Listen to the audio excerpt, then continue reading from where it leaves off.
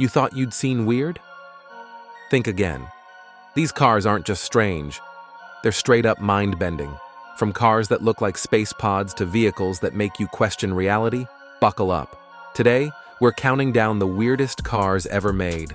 And trust me, you won't believe number one even existed.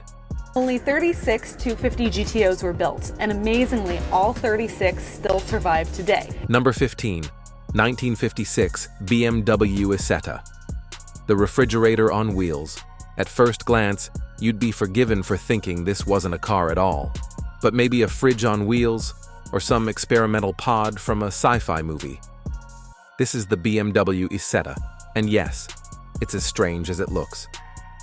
Released in 1955, this microcar wasn't just small, it was revolutionary in the weirdest way. The entire front of the car acted as the only door. It swung out like the front of a refrigerator, and when it opened, the steering wheel and dashboard came with it. Imagine sitting inside a car that opens like your kitchen appliance. In case of a front-end crash, forget about opening the door. Your only hope of escaping was through the canvas roof. Not the most comforting exit strategy. Originally designed by an Italian company and later licensed by BMW, the Asetta was created during a time when Europe was recovering from World War II and gas prices were sky-high. People needed something tiny, efficient, and affordable. And so, this bubble-shaped egg with tiny wheels was born. It had a single-cylinder engine, a top speed of just 50 miles per hour, and could seat 2 adults. Tightly. Parking? Easy. You could fit this thing in places motorcycles would envy. Despite looking ridiculous by today's standards, it sold incredibly well. Over 160,000 units were produced. BMW actually owes a lot of its early success to this odd little car. So while it may look like a bug with a door problem, the Asetta is a piece of automotive history that proves even the weirdest ideas can sometimes change the game. Would you dare drive this through your city today? Let us know in the comments below. Number 14, 2017 Carlman King. The stealth bomber of SUVs. Meet the Carlman King, the SUV that looks like it belongs in Batman's garage. When it debuted in 2017, it instantly became known as the most expensive SUV in the world, with a price tag of up to $2 million, depending on customization. But this beast isn't about speed. It's about presence. Despite its aggressive stealth fighter look, the 6.8-liter V10 engine only produces 398 horsepower and tops out at just 87 miles per hour. Why so slow? Because this car weighs nearly 10,000 pounds, and if you add the optional bulletproof armor, it climbs even higher. The Carlman King isn't trying to win races. It's a luxury fortress on wheels. Inside, you'll find a Nespresso machine, a refrigerator, flat-screen TV, PlayStation, Wi-Fi, and even a laptop workstation. It's basically a private jet cabin for the road. Designed in Italy and hand-built in the US, only a handful were made. But let's be honest, this thing isn't just a car, it's a statement. Would you drop $2 million on a rolling tank with a coffee maker? Let us know below. Number 13, Peele P50, the world's tiniest car with a big price tag. If you thought the Asetta was tiny, wait until you meet the Peele P50. This isn't just small, it's record-breaking. Officially recognized by the Guinness Book of World Records as the smallest production car ever made, the Peele P50 is barely more than a glorified go-kart with a roof. Produced from 1962 to 1965 by Peele Engineering on the Isle of Man, the P50 was designed to carry 1 adult and 1 shopping bag. Not 2 adults, not a family, just you and maybe your lunch. The entire car is 134 centimeters long, that's about 4 feet, and only 98 centimeters wide. You could almost park it inside your living room. Now get this. It has only 1 door on the left, 1 headlight, and a single windshield wiper. And if you want to reverse, well, too bad. The P50 doesn't have a reverse gear. Instead, you have to get out, grab the handle on the back, and physically drag the car in the direction you want. Yep, like moving a piece of furniture. With a top speed of around 38 miles per hour, it wasn't breaking any records for speed either. But what it lacked in power, it made up for in curiosity. The original price was just £199, but in 2016, one of the remaining 27 cars sold for $176,000 at a Sotheby's auction. That's more than a Porsche. Today, it's a collector's gem, a museum piece, and a reminder of a time when car makers weren't afraid to think ridiculously small. Number 12, Firebird XP21, the jet car that almost took off. Imagine you're at a car show in the 1950s, and suddenly a jet engine on wheels rolls up. No, you're not dreaming. That's the General Motors Firebird iXP21, a prototype that looked more like a fighter plane than a car. Built in 1953 and inspired directly by military jet aircraft, the Firebird I featured short wings, a pointed nose, tail fins, and even a bubble canopy over the cockpit. Yes, cockpit, because calling it a driver's seat doesn't quite cut it. Inside, no steering wheel, just a joystick, just like a fighter pilot would use. This car wasn't about practicality. It was about pushing the boundaries of design and technology. It was powered by a Whirlfire turbo power gas turbine engine, capable of producing 370 horsepower, which was absolutely insane for the time. The theoretical top speed? 200 miles per hour. But there was one major issue. The power was nearly uncontrollable. During testing, the car lost traction when the driver attempted to shift gears at high speed. Thankfully, no one was hurt. The Firebird project continued with more concept versions in 1956 and 1959, all equally bizarre, all equally futuristic. But none ever made it to production. Even today, the Firebird XP21 looks like it belongs on a runway, not a highway. It was bold, ambitious, and wildly ahead of its time, just not exactly street legal. What do you think? Would you pilot this thing through traffic? Number 11, Ferrari 512 S Modelo, Ferrari's spaceship on Earth. Is it a car? Is it a spaceship? With the Ferrari 512 S Modelo, the line between science fiction and automotive design is completely blurred. Unveiled at the 1970 Geneva Motor Show, the Modelo was a futuristic concept car that looked like it had landed from Mars. Designed by Paolo Martin for Pininfarina, the Modelo featured a radically low profile, with a wedge-shaped body and partially enclosed wheels that made it look like it was hovering. Instead of doors, it had a sliding canopy roof that moved forward so the driver could crawl inside. Despite its alien appearance, the Modelo was pure Ferrari under the shell. It had a 5.0-liter V12 engine with 550 horsepower, capable of reaching a top speed of 220 miles per hour. That's faster than most supercars today, and it could hit 0 to 60 in just 3.1 seconds.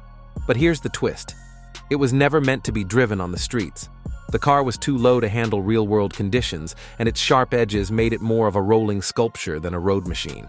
Today, it's one of the most iconic concept cars ever created and remains a symbol of design without limits. It even made a comeback when movie director James Glickenhaus restored and modified it to be drivable. Number 10, Vanguard Sebring City Car, the cheese wedge that tried to be a car. When the oil crisis hit the 1970s, automakers scrambled to come up with alternatives to gas-guzzling beasts.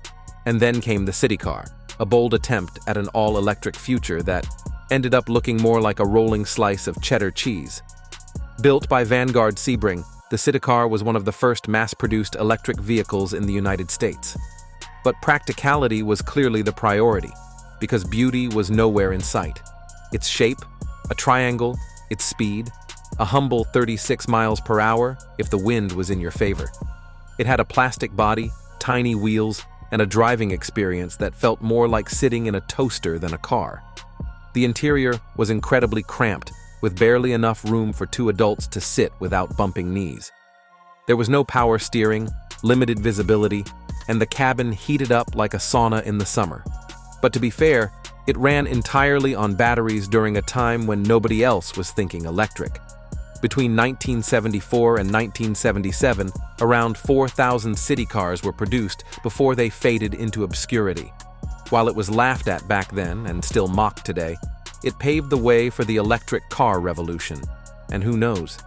In a few decades, we might be looking back at today's Teslas and chuckling the same way. Number 9. Fiat Multipla. No list of weird cars would be complete without mentioning the legend, the myth, the meme, the Fiat Multipla. Released in 1999, the Multipla wasn't just quirky, it was outright bizarre. Its most talked about feature, that awkwardly protruding forehead-like bulge right under the windshield. It looked like the designers drew the car in two halves and then forgot to combine them properly. But here's the twist. Beneath that strange exterior was actually a brilliant family car. The Multipla had 2 rows of 3 seats, 6 seats total, all in a surprisingly roomy interior. The rear seats folded down independently, and the large windows gave it great visibility. It even had storage compartments all over. It was named Top Gear's ugliest car, and also won Car of the Year in 2000. Talk about mixed reviews. The design was based purely on function over form, and Fiat defended it fiercely. To some, it was charming and unique. To others, it looked like a psychotic cartoon duck. But nobody could deny, it stood out. Over its production life from 1998 to 2010, the Multipla developed a cult following, with fans embracing its weirdness with pride. Number 8. Honda Fuya Joe, the dance floor on wheels. Leave it to Honda to design a car specifically for the club-hopping, night dancing, party-all-night generation. Meet the Honda Fuya Joe, which literally translates to Sleepless City. Unveiled as a concept at the Tokyo Motor Show in 1999, the Fuya Joe was made for young urbanites who wanted to skate, dance, and cruise without ever leaving the car. It was tall enough to stand up in, had a flat interior floor, and the dashboard looked like something out of a futuristic DJ booth. It was more nightclub than automobile. The driver sat upright like they were piloting a Segway. The wheels were pushed to the far corners for stability, and the body had this wild, blocky design that made it look like a rolling speaker box. It didn't even have a proper hood, just a flat front like a vending machine with wheels. It was bold, it was loud, it was completely impractical, and it never made it to production. But that didn't matter. The Fuya Joe wasn't about sales, it was about statement. Honda wanted to show that cars could be more than just transportation, they could be lifestyle machines. Number 7. Norman Timms. Special, elegance meets tragedy. Unlike many of the cars on this list, the Norman Timms Special wasn't built for shock value, it was built for beauty. Designed in the late 1940s by engineer Norman Timms, who worked on Tucker automobiles, this sleek, handcrafted roadster took over 3 years to build. It had a long, flowing front, no doors, and a low aerodynamic body that seemed to float over the ground. With a rear-mounted Buick engine and a lightweight aluminum body, it was a perfect blend of engineering and elegance. Sadly, this masterpiece met a tragic end. After sitting outside a restaurant in California for years, often treated like a playground for kids, it was destroyed in the 2018 Malibu wildfires. What was once a symbol of design excellence was reduced to ashes. Only one Norman Timms Special existed, making its loss all the more painful. Today, it remains one of the greatest examples of lost automotive artistry. Number 6. Stout Scarab, the first minivan from the future.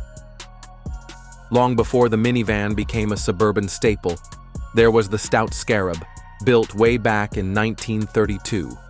Designed by William Bushnell Stout, this futuristic vehicle was the first to envision a car as a mobile office or family space, not just a machine. It had a long wheelbase, short nose, and an open interior with movable seats and even a card table. The body was inspired by airplane fuselages, built from aluminum, and had a look that screamed sci-fi blimp on wheels. Though only about a dozen were ever made, the Scarab included innovations way ahead of its time: air suspension, rear engine layout, and what many consider the first fiberglass body shell. Critics at the time called it ugly. Today, it's a cherished Art Deco icon. Only 5 Scarabs are believed to still exist, making it a true collector's dream. Would you rather drive a Scarab or a Tesla? Be honest. Number 5. Tasco, the sports car that looked like a shoe. At first glance, The 1948 Tasco looks like a car designed by a child with a ruler and a box of crayons. And that's exactly why it's unforgettable. Built right after World War II by designer Gordon Bierig, who previously worked on classics like the Duesenberg, the Tasco, short for the American Sports Car Company, was supposed to redefine American performance vehicles. But instead, it gave us weird. The car had airplane-inspired controls, an aircraft-style cockpit, and, most notably, the world's first T-top roof. Yes, the same T-top style later seen on the Corvette. That started here, and when GM used the same idea in the late 60s, Bierig sued and won. But perhaps the most bizarre feature was its enclosed front wheels, designed to reduce air resistance. The result? It looked more like a foot in a ski boot than a sports car. At $57,000, a fortune at the time, no one wanted it, and it never went into production. It was too expensive, too strange, and way ahead of its time. Still, that T-top lives on. Number 4. Gia Streamline X, the space cruiser on wheels. Imagine mixing a fighter jet, a nuclear missile, and a luxury yacht, and somehow turning it into a car.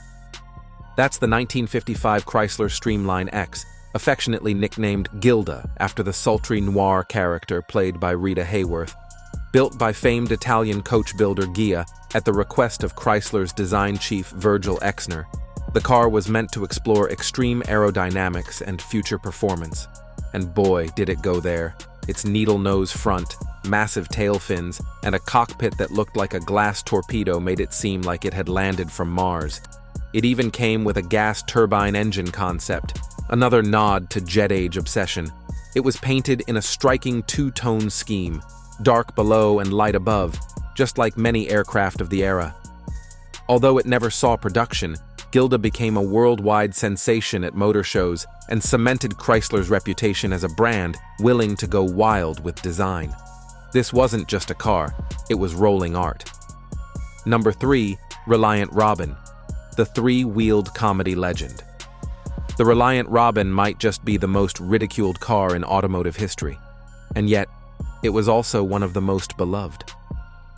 Launched in 1973 by the Reliant Motor Company in Tamworth, England, the Robin had 3 wheels, 2 at the rear and 1 at the front. Why? So it could legally be classified as a motorcycle in the UK, saving its owners money on taxes and insurance. Clever move.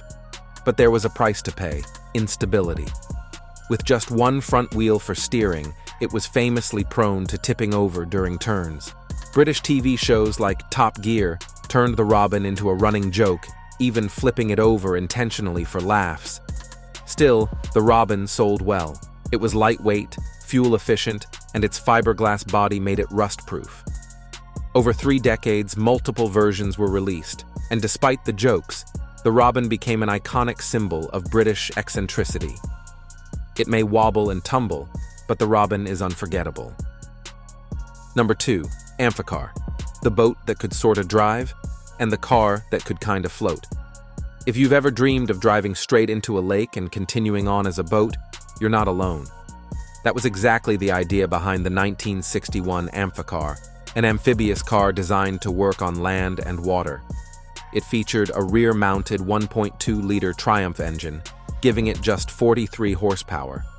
On land, it could crawl to 60 miles per hour in a sluggish 43 seconds. On water, a breezy 7 miles per hour, propelled by twin screws in the back. Steering in the water was done with the front wheels, which didn't exactly inspire confidence. The Amphar wasn't very good at being a car or a boat, but it sure looked fun. Around 4,000 units were built before production ended in 1963, and a few die-hard fans still use them today for boating weekends. President Lyndon B. Johnson famously used to prank guests by pretending the brakes had failed and driving one into his lake ranch, yelling, "The brakes don't work." Not very practical, but definitely the life of the lake party. Number 1. Rinsspeed Scuba, the world's first underwater car inspired by James Bond's Lotus Esprit submarine in The Spy Who Loved Me. Swiss company Rinsspeed turned fiction into reality with the Scuba in 2008. a car that literally dives underwater. Originally a Lotus Elise, the car was modified to become a fully submersible vehicle, capable of underwater flight at depths of up to 10 meters. That's right, you don't just float. You dive, swim, and glide under the waves like a high-tech dolphin. There's no enclosed cabin. The car fills with water, and the driver and passenger rely on built-in scuba tanks to breathe, just like divers. Why an open top? So the water pressure doesn't lock the doors shut in emergencies. Safety first, even when you're driving under the sea. On land, it runs like a normal car. In water, it transforms into something straight out of a movie. Only one Scuba was ever made, and it remains a jaw-dropping engineering feat that blurs the line between transportation and science fiction. Would you take this to work or to Atlantis? Some of these cars broke the rules, and others broke our brains. But one thing's clear. Automotive history has no shortage of weird, wild, and wonderful machines. Which one was your favorite? Or which one would you never be caught dead driving? Let us know in the comments. And if you enjoyed the ride, don't forget to like, subscribe, and hit that bell so you never miss another unbelievable vehicle video. Thanks for watching. See you in the next one.